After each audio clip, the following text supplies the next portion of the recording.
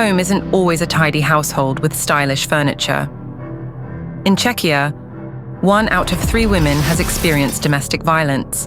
Only about 7,000 cases are reported each year, while the real number is significantly higher.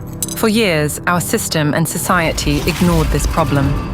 IKEA, together with non-profit organizations, launched a campaign highlighting the gaps in victim protection and pushed for a new law that would improve their situation. We organized roundtables, press conferences, and we brought in political ambassadors. We opened doors to dozens of decision makers and enabled a dialogue between lawmakers and experts. Through the For a Safe Home initiative, we engaged members of the government and dozens of Czech MPs.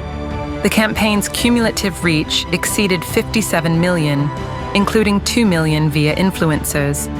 Participating NGOs saw a 60% increase in demand for their services and raised millions of Czech koruna for victims.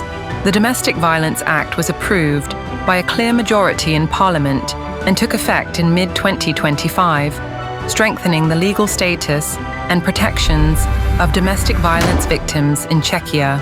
This is a crucial step in helping thousands of domestic violence victims find safety at home.